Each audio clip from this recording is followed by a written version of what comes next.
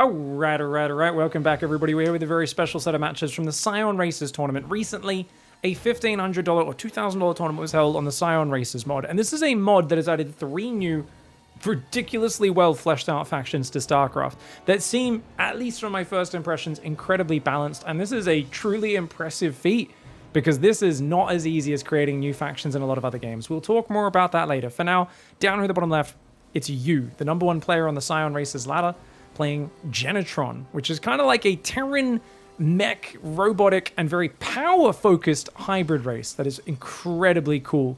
You got your little ACR robots here, your processing core like a command center, a little node there, and building the manufacturer, the first kind of barracks-type building. But these are all robots, so it's a robot race up against Keiron. Many of you would know him as OGS Top from back in the day, a Protoss player Terran player who was a pro gamer in the early days and is still a very active streamer, and a Grandmaster player who's made it into GSL. Maybe, I think last year, he had one season where he made it into GSL, got destroyed in the first round, but still very good for a streamer, and definitely a solid Grandmaster player. Now, let's talk about the race before we talk more about how hard it is to balance this and stuff. It's a fast expand build here. Notice they place the building, and it warps in, kind of like Protoss. However, takes plus 50% damage while under construction. So that is one of the weaknesses there. Now notice all of these workers are highlighted. That is because the processing core is using resource tap right now. This costs 100 energy, and it activates for 33 seconds, and it means rather than returning 5 minerals a trip, they're going to be mining 6. See how that went from 726 to 720, and now to 714. So rather than 5 minerals, they're basically, hey, that's a good 20%. I'm good with numbers. Don't do math on stream or on YouTube, guys. A 20% boost to your income for 33 seconds. And this power is kind of shared, by the way. So each time you build extra buildings, like a node, for instance, provides supply and generates power. So it's not only a supply, but it also generates more power. You can also get ones that increase the overall pool of power that you're dealing from, as well as basically just kind of builds up your regeneration rate. So over time, you're going to need that, because it's not just for boosting your economy. Almost all of your units as Genetron have some sort of special abilities, but they need to suck power up to do it. And so they're severely limited in terms of you either only have to use them at your base defensively, or you need to bring support units that are kind of like power reservoirs with you in order to do that. Now, first things first, the manufacturer is building. Notice this blue light. That blue light on top of the building tells us that right now it's in the middle building mode. It has 3 building modes. The base one builds very slowly, which is performance mode, and basically it uses minimal energy. This is standard mode. It produces at 150% speed, but if no energy is available, production will halt, uses medium energy, or you can go overclock mode. Double the production speed, 200%, but once again, it uses a high amount of energy, and of course, production halts if you don't use it. So essentially, you've got 3 production modes, and right now we're on the middle mode. So we're speeding up our production, but it's draining out energy a little bit more, and you can see the energy is struggling to keep up. We're keeping it really low. And this is, I guess, kind of like spending Chrono Boost. You want to use that, but sometimes you want to turn all your production facilities back onto performance mode so they're not sucking so much energy, so you can use that energy to defend. So there's a really interesting, these power mechanics get complicated. It's probably a little bit much for you to all absorb, but I played a game with it and I found it really fun to play with. We've got a generator up here as well. This is also another structure, generates 4 power per second. So you see kind of building up that power resource that's shared around these bases. Now notice, in comes the Stalker pressure. These blitzers are fighting it. Notice the blitzers aren't that good, but when their cannon gets red, that costs them 15 energy, and then they can go bam. They get a single shot that does double damage, and they have +2 range. So suddenly they turn into a 7 range, 22 damage shot, rather than 5 range, 11. Also using the ACRs to repair up those blitzers, and now there's a processor out. This is a flying energy bank. Its job is to just fly overhead, and it can supply up to 75 energy to the nearby units. You can see they can each only hold 30 energy.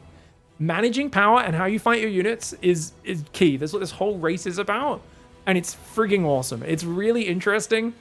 I had moments where I was like, oh my god, these units suck, and then I'd use the power abilities, and I'd realize, hey, it's really good. But nice micro here from Keiron, gets one of those blitzers down. We've got more manufacturers, and it looks like he's swapping into Spitfire production. Okay, Spitfires are kind of like Marines.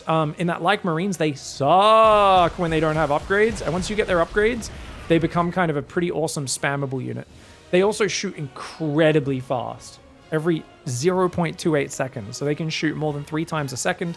They only do 5 damage on base, but right now they're getting calibrated engines, which gives them a massive movement speed boost. And then you can also get them a range upgrade that makes them shoot faster, I believe, and also get more range. So if he's investing in Spitfires, it looks like you will be going in that direction.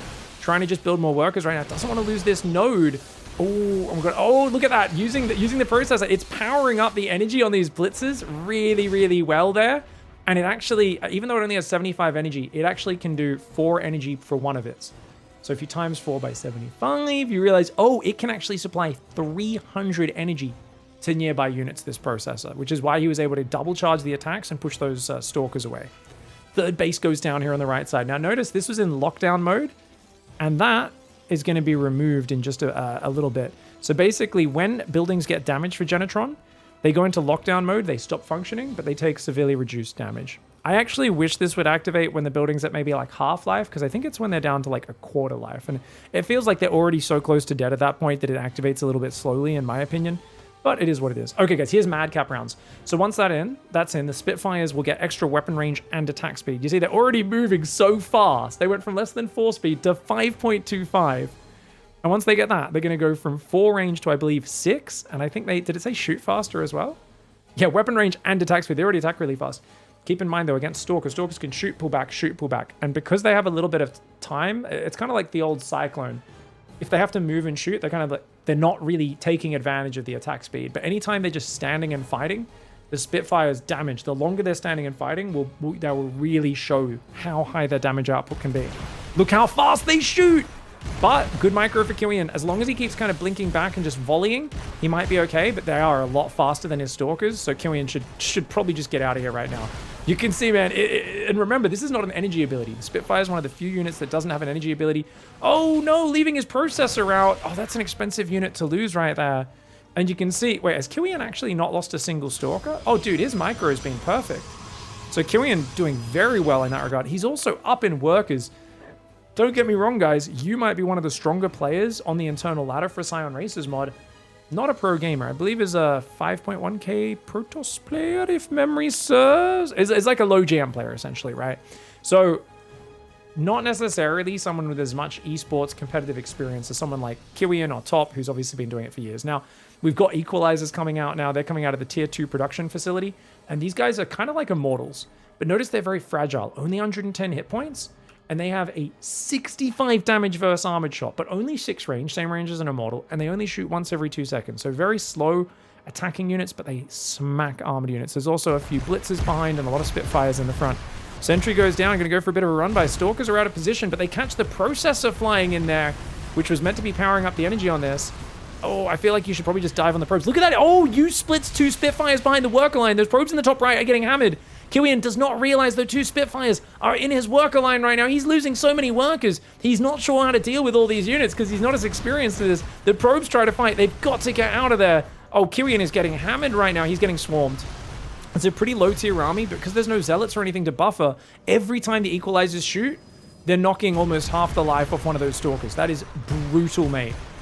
Brutal damage. Like way too much damage to be handling. Look at those shots. Every time one of those rockets lands, they're literally 3-shotting Stalkers right now. Okay, that is gross. Taking out the third base as well. You is all over this game. Now behind this, let's go look at the upgrades. We've got 1-1 of the plating, ground plating, and light weapons, Madcap, and calibrated engines. Those are the Spitfire upgrades. There's more nodes building, a 4th base, a few more nodes out there as well. I don't know if the power has to like be connected between the bases or it's just a region. I think it's connected between every base. And by the way, you can see there's 1,500 total power now. I don't know if there's a max or if that's the max amount, but there's a whole bunch of different buildings. We've got a chemical firm on the way right now. That is going to unlock a whole bunch of different units like the Teslas. We've got fabricators, which is, of course, a higher level machine structure, builds torrents and moles. Moles are like, kind of like a siege tank. It's basically an artillery gun that like walks around and then can burrow in the ground and shoot really far, but it doesn't do splash damage. So in my experience, it doesn't feel that strong, but I think I think it's cheaper and faster to build than something like a siege tank. We've got processing core building there, +2 ground plating, +2 light weapons. So repulsors are building. All of their turrets hide in the ground, by the way, kind of like the perdition turrets from the campaign. And we've got interdictor, which I like because it dicks air units. It's an anti-air turret that also can detect and render itself invisible by burrowing. Now, Colossus and sentries are starting to come out. No way of dealing with those sentries. Oh, he's trying to spread his U. U's trying to get Keiron to chase him into a big arc. And Keiron wisely backs off. Doesn't want to get swarmed over. Man, these units are fast, dude. So Equalizers are 4.72. The Spitfires the upgrade of 5.25. The Blitzers are the slowest here at 3.85. But yeah, a lot of these units are very, very fast. Now we've got fixes coming in. These are like combat healers, guys. So they can basically just heal nearby units, and it costs them power. It says, okay, it says at the cost of power. Wait, whose power are they using though? Oh, it must just use the global power resource. Oh, okay, so it's just, they can suck that. They don't need to be near anything. They can just access that power no matter what. Oh, I didn't realize that. They also have reactive armor. Incoming ranged damage reduced by 2. Oh, so fixes themselves are a little bit better at blocking small arms fire. I did not realize that until just now. Spitfire run by on the right side, getting ready to go in. It looks like Zealots coming in. They're going to be very good for tanking the equalizers. I feel like, because the Colossus Sentry is going to be longer range than this army, I think you needs to go for moles. Just to get, like I said, they're the big siege tank. None of those are being built just yet. Oh, they might still be able to get a good fight. You just got to be careful from the Colossus Sentry Stalker can kind of force field this army and chip away at it. None of these units have more than 5 or 6 range. The Zealots tanking pretty well. A lot of the army isn't fighting. The Spitfires are all kind of not really fighting the army. The Colossus taking a really good fight. Keiron getting back in this game right now. Now he runs forward to try to click these units down. And I feel like that was the perfect fight for Keiron. Look at this. None of the Colossus are going down at all. Oh, one of them almost dies, but he pulls it back at the last second. Zealots coming to save the day. Charge is now kicked in. 2-2s on the way. There is only 3 bases for Keiron, but he's on 70 workers. He's also going to catch another processor. Yu seems to have a habit of not control grouping their processors and leaving them hanging out. It's kind of like a warp prism. You often just sit it behind your army and you can't always spare the control groups, but oh god, he's going to get counterattacked. You got to be careful. Get out of there. These Teslas are a support unit. They can throw down these little storm bubbles, guys. Oh, he's going to nuke, guys. Okay, so he just shot a nuke out of the Olympus. It's not really a nuke. I think it's just called the Olympus shot or something. Basically, it shoots a big boom boom. These little things here as well are different ability. They're thrown by the Teslas. So that's a global ability that costs a crap load of energy. I think that might cost a full 1,000 energy or something to cast that. But anyway, the Teslas use shock charges. So basically they throw these little shock bubbles that do 18 damage in an area every 2 seconds at the cost of energy. So you can kind of zone your opponent out with those. He's going to have to throw some down right now. They can also throw a cloak field. There we go. There's a cloak field going down. So you see it cloaks the nearby units just in this little circle. There's an observer there. So that doesn't really matter right now. The equalizer's running in and out. They're going to try and snipe a Colossus. They do take it out. I like the equalizers being used as a hit and run unit. Oh, he needs to repair the interdictor. It did get a few shots on the Colossus, but the processing core going down. You cannot turn these into planetary fortresses or anything like that like a Terran.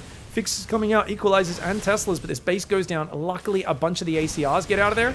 But this is an amazing counterattack, and it feels like just being caught kind of awkwardly in the middle here is you right now. Trying to get +3 light weapons, +3 ground plating. Is trying to build another processing core on the left side. More manufacturers coming on. And notice, guys, these units are all in overclock mode right now, which is draining energy like crazy, and they're not producing. So Yu's making a bit of a mistake, has too many production facilities in the high energy drain mode, and is not using them. Now finally starting to use them. But Yu missed macroing a little bit here. Should have been focusing on the army control. Now Blitzes, Teslas are building, but maybe a little bit too late. It feels like you just didn't respect these attacks and this aggression needed to be non-stop spamming units. You can see the units are building incredibly quickly. Those units are meant to take 35 seconds to build. They built in like 15 or 20 seconds. But man, we're losing power right now. Down to 1,100 power. We were at 1,900 just a minute ago. And that's costly. A nice little run by tries to go in on the right. Does take out a few cannons. Zealots warp in there and defend it. And Keiron is on 4 bases. He's got Immortals building, which will obviously be great against this army. I don't think Spitfires are armored. They're light, but Equalizers... Oh, Equalizers are also light as well. Blitzers are armored. Teslas are armored as well. And the processor, the flying unit, is light, so they'll die very quickly to things like Phoenix. Army kind of hiding in the top left side right now. We've got more processors on the way. Obviously, going to get more of these guys to just recharge the energy on these armies. Oh, the Equalizer Spitfire run by comes in, cancels the Nexus just as it starts. Trying to shoot the Immortal is very cute, but the Immortal makes quick work with those Zealots of those Equalizers. And I think Yu's got to find that efficiency. Is only down 1,000 resources in it, but after losing these bases, is on the back foot and is now starting those moles.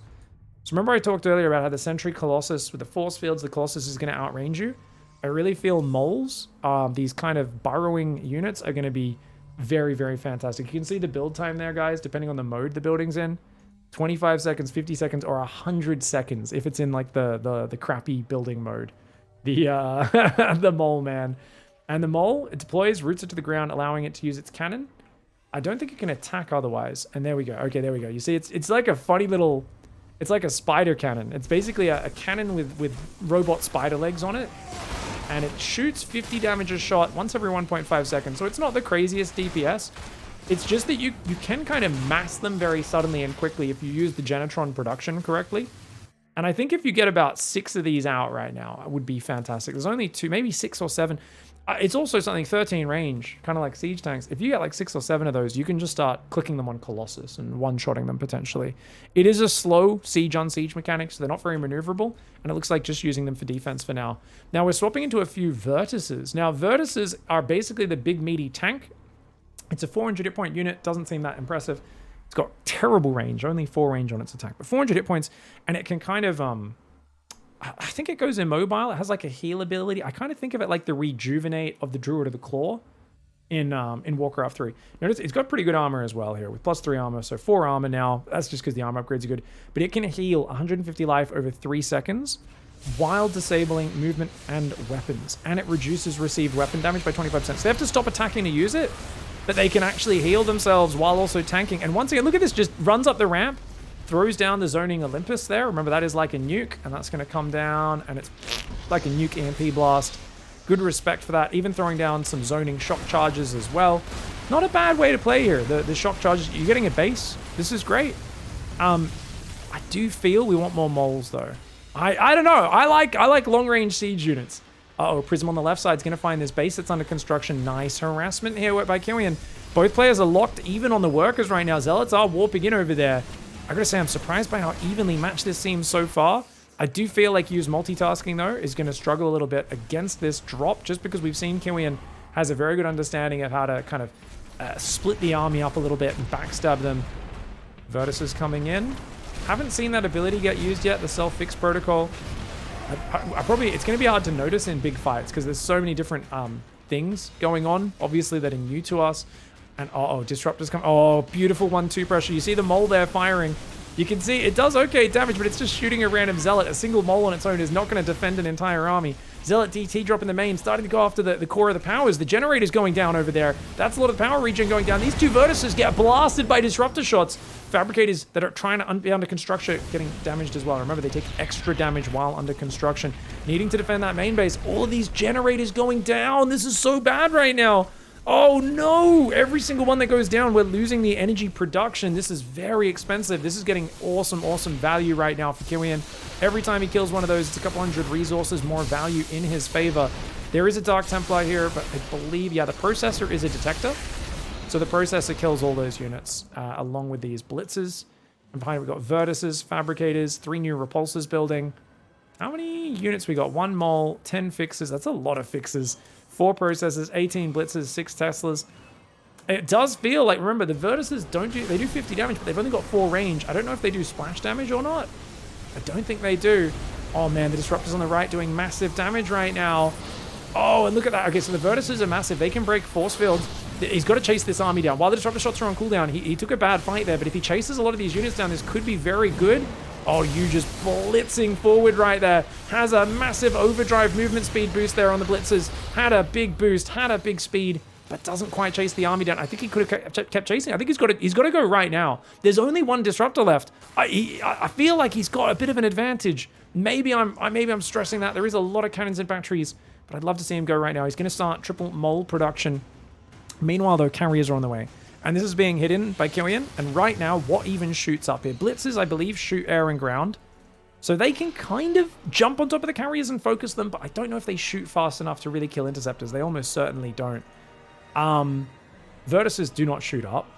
Moles don't shoot up. Processors don't have an attack. Fixers only attack ground. I think the shock charges could kill the interceptors, though. If you spam shock charges on the ground, remember those little shock circles? That might kill the interceptors. But it only shoots once every 2 seconds. It doesn't shoot super fast, remember. Okie dokie. Zoning him out, killing a base. It's a solid way of doing it. Zone him out, kill a base. Zone him out, kill a base. Not a bad way of doing it. More blitzers on the way.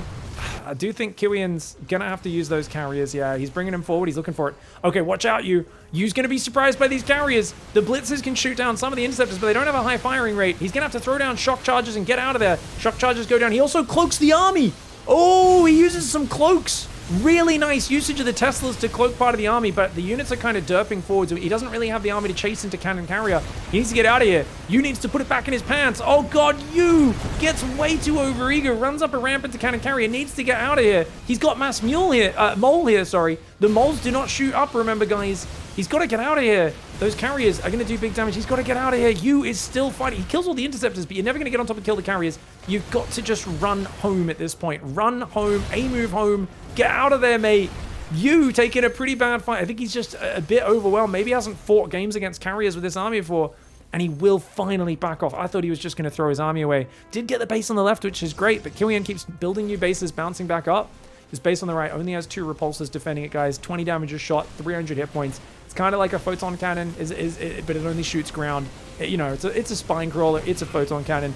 On its own, 2 of those aren't going to do that much. There's no interdictors on this left base. The carrier's finding it, but here we go. Oh, he's charging up the blitzers. He's using that supercharge, spamming overcharge to get on top of these. The carriers are getting gunned down here. Nice move by Yu. Keiron was not watching. He's going to start running away. Yu also was not watching. He was watching the right side army, which he did chase off, by the way. And he's going to get rid of all these carriers. Maybe one of them gets away onto the high ground, but he could even chase that down. And indeed he will. Oh, look at that. He's even got a few torrents in there. These are an anti-air specialist truck. The torrents do have a really crap machine gun versus ground, range 6, 8 damage, but they're hurricane missiles. You can see they shoot very fast. 10 range, 14 damage versus massive, 12 regular, and they shoot 2.5 times a second. So these little Goliath trucks, essentially, these torrents are fantastic. On the right side, though, oh my god, no! All of his moles are just sitting there! Yu's not watching! Yu's not watching, and he gets balls dropped on him. He just lost all. He had like 8 or 9 moles earlier. Now he's only got 2, burrows them. Nothing defending on the left side. Yu's just getting out multitasked right now. Keiron being a bit more comfortable, obviously, with Protoss than Yu is in this multitasking situation. Shout out to Yu for playing like a beast here, but even though Yu is #1 on the Scion Races ladder, I still imagine Yu is more familiar playing Protoss, Terran, Zerg than they are with Genetron. And so I do think they are kind of just miscontrolling, and it's overload. If you haven't played hundreds or thousands of games in an RTS, and you're using blitzers, torrents, you're using the processes that you've always got trying to follow your army and heal their energy. You're trying to use moles, which is a siege on siege unit. You've got the vertices being mixed in. You've got fixes for healing being mixed in. It's a lot. It's a lot of mental overload. So I don't want to be too critical of you, but I also want to call things as I see them, because it's clear there's a few little positional and army misplays, and I think that's why Keiron, even though I don't think he has an expert knowledge of how to dismantle this playstyle, is just kind of managing to start to work his way out. He's now up 30 workers. He's up 20 army supply as well. Yu's going to go for a big attack down here. He's got to watch out for the balls. Oh, no. Okay, I think he's kind of lost track of this game now. He's actually got badges coming in as well. Badges are kind of like not quite a capital ship, but they can actually use their energy to absorb damage. So they are very tanky. 300 hit points, 200 shields that they can use to block damage. They also have attacking air and ground simultaneously. So look at that. It uses a big Olympus there to zone. So their attack, they've got a 12 damage, 6 range anti-air Lancer autogun. They've also got a Hellraiser gun that spams ground. Their ground attack much better than their anti-air attack. But the fact that they can shoot both at once makes the Badger quite fearsome, especially with their tanking ability. So they're a very tanky unit, mostly anti-ground. Think of them kind of like a mini battle cruiser. There's just not enough support. He's too outnumbered. He's too overwhelmed. The carrier's coming in as well. And Yu is going to have to tap out. That is a really cool showcase of Genetron. We got to see almost all of the Genetron tools there. That was friggin' sick. All right. Well, we've got another game to show you here, showing the other 2 factions. And boy, strap yourselves in. There's a lot to talk about. In the top right, we've got the very gooey faction. That's right, lots of orifices. And apparently they're having their skins reworked right now to be completely unique art, but at the moment they're basically just a copy-paste of a bunch of different Zerg things kind of mashed together. This is the Xayid. I'm probably going to accidentally call him Xayid, since I've been calling him Xayid, however you want to say it. Eggs up here in the top right side playing with them. And down in the bottom left, we've got Geralt playing with the Keiron. Keiron obviously a bit more Protoss inspired. Now, Keiron warp in all their units. It has to be near a base, but every single unit warps in. No unit doesn't, and they have to use charges off of their tech structures. They need to build more of their production, not to produce the actual units, but to get more of those charges, to stack up more of them, and to save more of them up. So this is a really cool mechanic that you guys are going to see in action. But let's start off talking about the Xayid up here. Now notice they build their buildings like a Terran. The little scavenger guy, little scorpion drone type thing comes over and has to do a little and actually just slowly builds. So far, we've got a feeding pool as well. Now, a feeding pool is a supply structure. However, it also improves the spawn rate of nearby production by 7%, can stack up to 3 times. So you want to build 3 feeding pools next to each of your scavenger nests, and you want to put your production in that kind of circle around them so that their lava production increases. And that's right, each structure produces its own lava for its type of units. We've got a mutagen chamber, which is going to give weapon armor upgrades. It's kind of like an evo chamber. It's going to give, the ability to build roamers, scorpilisks, and mendlings out of this Xayid den, right? We've got another feeding pool going down, as well as an expansion down there. The first siphoner, or gas going down there, and of course, non-stop worker production. So all you do out of the scavenger nest is build workers, really. And you can see already these little worms, these little lava type things building. There's also wasp lava for your air structures later on. We'll get to see those. It's friggin' cool, man. It's actually a really funky race. And these feeding pools also heal nearby units. So heals up to 3 nearby friendly units at a time, and it heals them reasonably quickly. So you can always run back to your feeding pools and heal. You do not have passive regen the way Zerg do. You have to go back to your feeding pools if you want to heal with Xayid. Down here in the bottom left side, notice that Geralt also has to sit there and build buildings with the workers. These converters are just going to have to slowly build them. Now keep in mind, I believe these are like kind of like these are like, you might think Protoss, but they're like lizard people. They're like Protoss lizard people, space lizard men, which is kind of cool. First Warhammer set back in the day I got into was the Bretonnian versus lizard men set was my introduction to Warhammer. So always have a special spot in my heart for lizard men and skinks and stuff running around. These ones here look like robots though. It says light biological though. That's a biological unit in there, is it? What about this one? The Subjector is armored biological. Oh, I think a lot of their stuff is biological, actually. I think they're kind of like a very much an integration of man and machine. Now, you're going to notice they keep shooting things. What are these guys?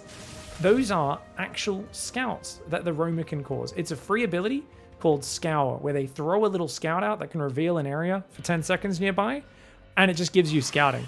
So the thing is you can kill those scouts, because otherwise it would just give way too much vision. But this is the way Eggs is just giving vision ahead of his position, keeping an eye on what Geralt's up to. Now, Geralt's got a few subjectors, which both shoot up and down. You can see the ground attack there, the air attack there. So 2 times 8 damage versus air, 1 times 11 damage versus ground. The roamers themselves are terrible they're very short range, only 3 range. But there is an upgrade to increase that. I don't know if he's going to get that or not at some point. They do a lot of bonus damage to light with their virulent spit. Virulent spit. And they're going to try and catch the Pariah. Now, the Pariah, basic unit, very, very fragile, and it can move through other units at increased speed using it uses like a little thrust essentially as its ability here. So projection can move through other units, increased speed, cannot attack while phase. So basically it's just a mini phase here. Only has 45 hit points, 25 of its shields, guys.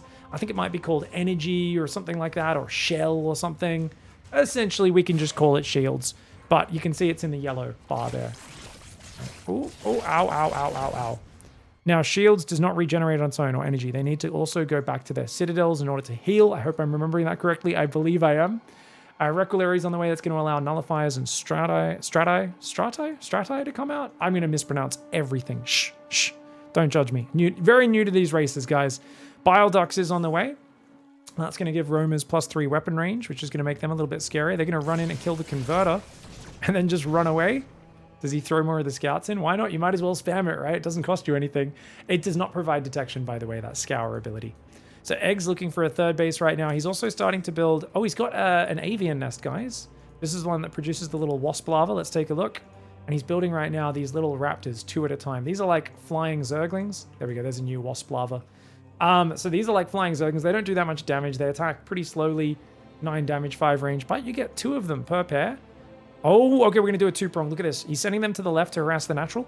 Down on the right, we've got a Mendling in the mix. That heals nearby units. That does. But it's also got a cloak it can cast on a unit to give it a 10-second cloak.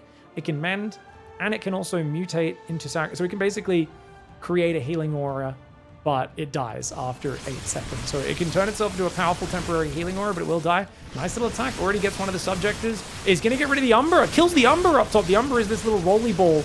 At the same time, in the left side, coming in and starting to... Oh my god, it's enough to almost one-shot probes. You need 5 of these to one-shot workers. It's a shame that he only has 4 of them. They do the same damage as a Mutalisk, so with the Raptors, you want to get 3 pairs in order to make sure you one-shot. Oh, Scorpilisks coming in the front. These are tanky boys. They're not very fast, as you can see. They don't do that much damage, but 160 hit points this early. They are as tanky as a Stalker, a bit tankier than a Zealot, which is pretty damn good. The Roamer's going to have to back off now. Get out of there, mate.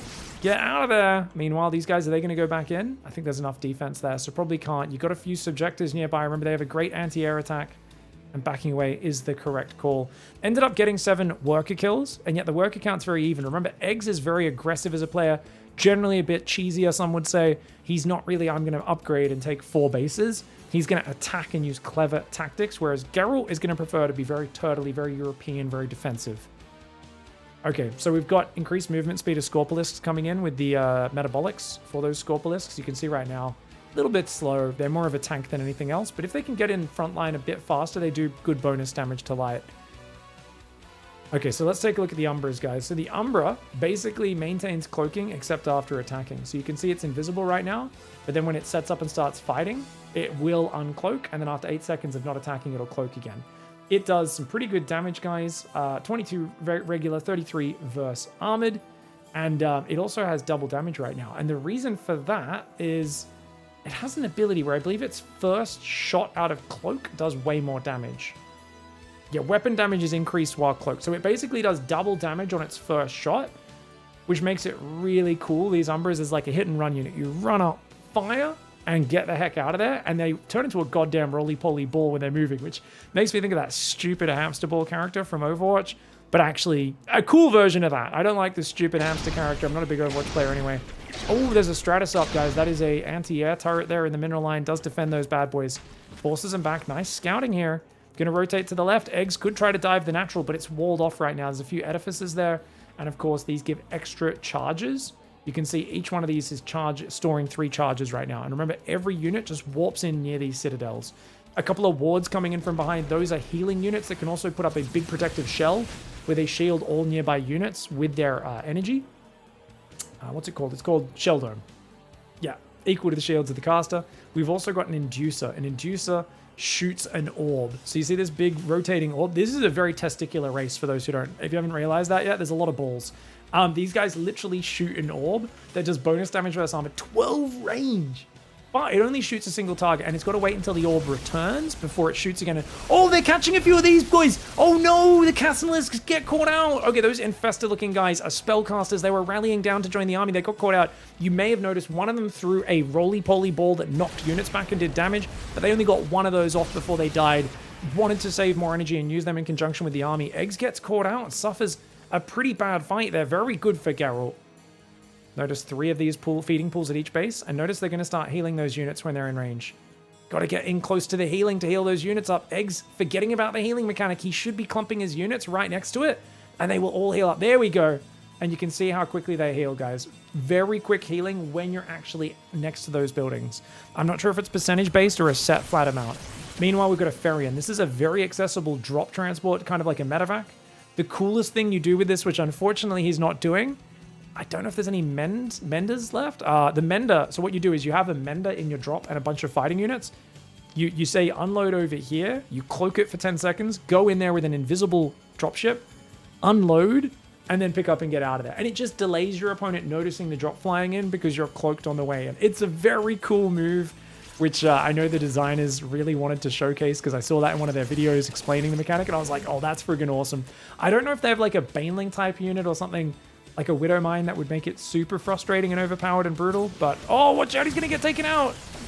Nice move. The Subjectors with that great anti-air attack take it out. Okay, what else have we got, guys? We've got Titans. Titans are a big frontline fighter. 550 shields. They only attack with 5 range. They attack very fast, kind of like a Void Ray Beam almost, but it doesn't charge up or anything. The thing is, it slows their enemy's attack speed by 60%. So if you have each one of these tracked onto an enemy, Thor, Ultralisk, or in this case, maybe like a Massilisk or even a Spitter or whatever, it's going to massively reduce their damage. So it's basically a tank that also reduces the enemy's frontline damage as well. So we've got a bunch of those in there. Very nice army composition starting to round out. Now on the other side, on the Xayid side, we've got Spitters starting to come in. We always ask the famous question, do you swallow or do you... No, I'm moving on, Pig, moving on. I'll contain myself. What can I say? The Spitters are a long-ranged acid unit, but it's a projectile. And it shoots at where the target is, so it's easily dodged. I don't know if you can attack ground with this unit at all. You can see it does 33 damage, 44 versus armored. I think it might also have an upgrade to leave damage on the ground. I'm not quite sure. Let's take a look. What does Prolonged Spores do? This has increased their range by 3. So at the moment, they've only got 8 range. That's going to become 11 range. And there's a flying spellcaster that can also buff their range by another 3. So they can literally have longer range than a siege tank, but you can dodge all of their attacks. So because there's so many spitters in there, yes, the Xayiths, okay, the Xayithans, I'm just going to call them Xayiths here. These guys, they can adaptive injection a unit. For 11 seconds, it gives it +3 range and 40% attack speed. So once Prolonged Spores kicks in, and you use that on them, 14 range spitters are just going to spew acid from afar. And I think with that, you can always hold back this sort of Keiron Deathball. But he's out of position. Eggs right now. He's out of position. He's going to go for a counterattack over there, but he's going to almost certainly lose this base. And you can see the inhibitor beam there. That graphic is it reducing the attack speed by 60%. Not that it matters on those buildings. Now he's, oh, there we go. You see the green? That is the infuse, adding range onto those spitters, bringing them up to 11 range right now. They don't have their range upgrade finished just yet. They're landing big hits. You got to move, Geralt. Geralt, you can't sit there in those spitter attacks. You got to start dodging those spitter attacks. Look at how much damage they're doing. I believe it's AoE as well. Big spitter damage. Nice starter set backwards. Counterattack goes in, but it looks like a massive warp in of units does barely hang on against this counterattack. Geralt, he does deal with it.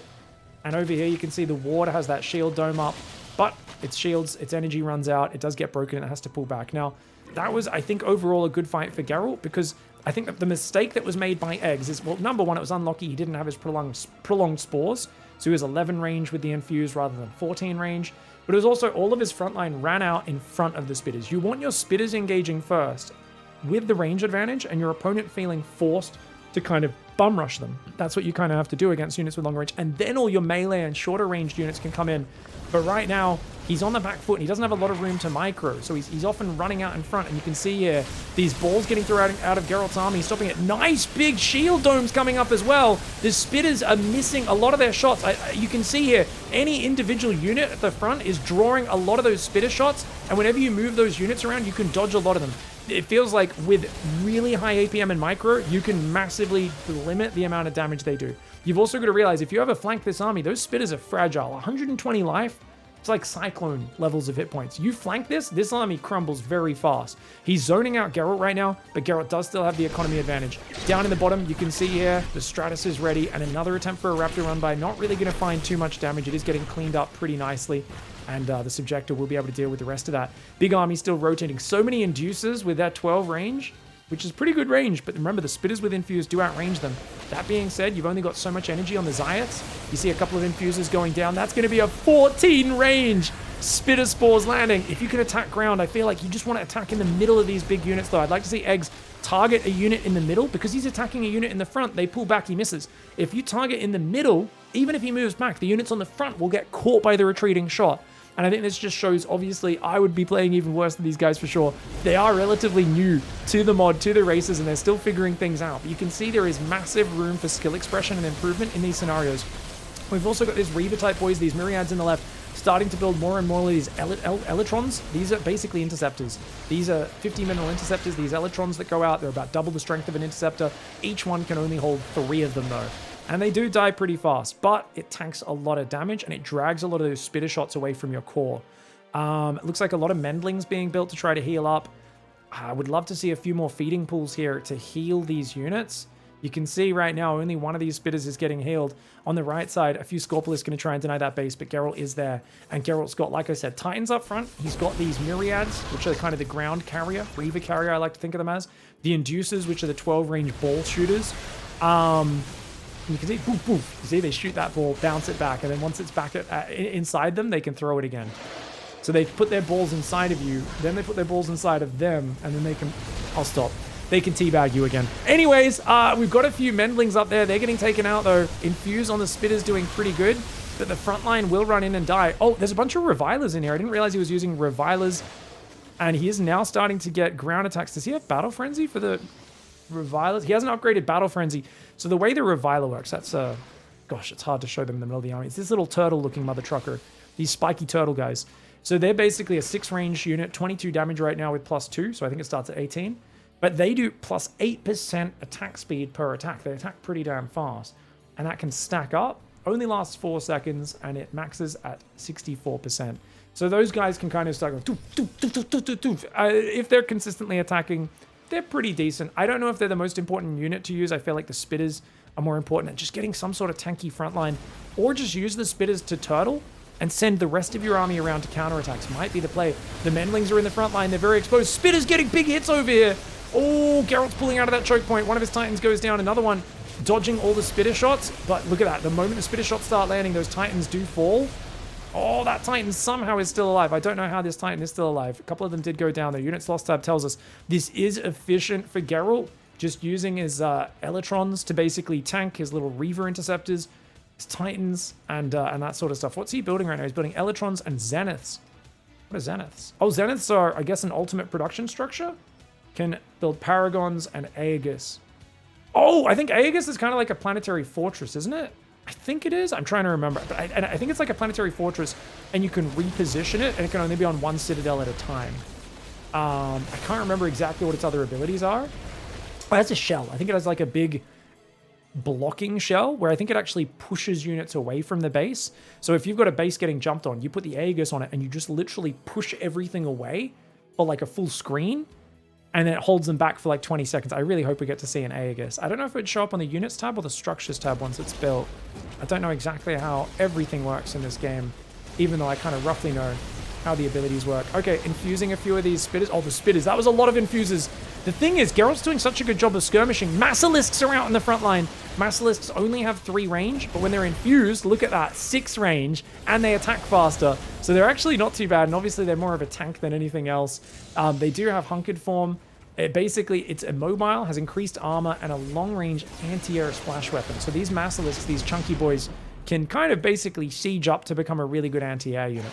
But for now, they're just mostly a beefy frontline. Notice, though, the Xayiths, there's 8 of them. That's such a big investment in spellcasters, and they're permanently low on energy because Geralt just keeps skirmishing, and every time he skirmishes, he forces all the infusers to get used. The big, I think Frenzy is probably a better word for it. It's called Adaptive Injection. Let's just call it Frenzy. Basically, he has to use all of his Frenzies, and then you just pull back. So Geralt's really good at keeping his energy low and really keeping him kind of stuck. We've got Battle Frenzy finally upgrading, and it's getting called out by Kura as well. Finally starting Battle Frenzy here. We've got more Zeniths building. Looks like Avian Nest being built. So thinking about an air swap is Eggs. Oh, one of his Massalisks go down. You gotta watch out, dude, those balls landing on his Massalisks. I really feel Eggs' big issue right now is that he's using one control group. I think that the thing he needs to do, or 2 control groups, he needs a 3rd control group. He needs basically to just engage with the spitters, throw acid, and just move, pull back, shoot. Use them kind of like Tempests almost, or Disruptors. And then only when he really commits deep, bring the rest of your army in. And the moment Geralt pulls back, pull the rest of your army back and keep just chasing him with the spitters. I think the big problem that he's having with this army is it's kind of like watching someone A move and the Disruptors are a bit too far behind. And by the time the Disruptors fire, the opponent just pulls back, dodges the Disruptors, but they've already killed the rest of your supporting units. So that's kind of what's going on for Eggs here. We've got a Paragon in here now. I don't know what the hell this guy does. 52 damage anti-air attack at 10 range and 15 damage anti-ground attack. So it's an anti-air superiority fighter. It only does 15 damage versus ground, but it attacks 3 times a second. It's pretty tanky. It's got very good armor. It's got 2 base armor, which is nice. Oh man, nice little run by here for Eggs with the roamers. Spitters here going to start attacking. Oh man, you got to be careful. Oh man, once those infused spitters, those frenzied spitters start landing, it is brutal, mate. Flyer attack upgrades coming in, and Eroders are now being built, guys. I don't even know what Eroders do. It's a long-range anti-air armored beast, so he's going those to deal with the Paragons. But I think there's only one Paragon anyway. I think it's only one. So Eggs might be swapping a bit too heavily into anti-air. Oh, there's a few more Paragons down here as well. And remember, all of these units all warp in. It's so weird seeing capital ships just like warp in next to a citadel. They take longer to warp in, of course. But it is still crazy to see that. Watcher. What is a Watcher, guys? Oh, it's a temporary unit that can go scout. Is that from the Xayith? That's from the Xayith. So he's seeing the army right now, his Eggs. Okay, they just ran out of time. I think that might be from the Xayith. Watcher? Spawner Watcher, stealth, mobile time, life unit with high vision. So you spawn 40-second observers that last for 40 seconds. That's awesome. Spitters shooting down there. The Massalisks trying to fight. Coming in with the Paragons right now. The anti-air units aren't here just yet. Eggs needs to get out of here. His Spitters don't have any support. They need to run. They're a pretty slow unit, but they need to run. He's got on the right side. Eroders coming in are a ground unit that actually shoots up. Oh, I thought they were an air unit, but you can see they're trying to fight the Paragons. They're kind of stumbling into the fight a bit too late. That's a lot of Paragons in the air. They are gunning down the Xayats. The Xayats are all going down. Eggs is losing all of his spellcasters. He just lost 8 Xayats in this game, guys. Oh my god, 10 in total. He's lost all of them. That's where all of his gas was. And now he's got no gas in the bank. He can't afford to rebuild those. That's a disaster. The Paragon swap actually does work out really well. I thought the Eroders would be here in time, but they're not. Trying to build bile pits. They're not going to be, excuse me, they're not going to be up in time. This game is actually really exciting. I'm amazed. I mean, obviously, I did get these games selected by the Scion Races team for the Starcon showcase, specifically because they were meant to be kind of like the showcase the different factions games. I didn't realize there would be games in a $2,000 tournament though where so much happens. Oh, the Aegis transports over here to defend this base. That's the ability, guys. It uses its big F-off shield. And look at that. It's completely activates shield, rendering all friendly units within it invulnerable to attack. Enemy units aren't able to enter the shield, so it pushed those units back. Obviously, it only lasts for a little while, and it is going to get taken out here along with that. Oh, it actually stays. Even when the Citadel that it was on top of, it still sits there. And it's on 14 hit points, and it's still firing. That's so funny. Look at that, guys. 16 hit points, 17. It actually regenerates on its own as well, which is hilarious. Meanwhile, trying to hang on. I think Eggs is just too outnumbered. I love that he dived in and we got to see that Aegis, though. I want to watch that one last time. So just to show you guys, where did the Aegis come from, first of all? Oh, he was already building the Aegis on this Citadel. And then it pops out just in time, starts shooting with its 40 damage attack.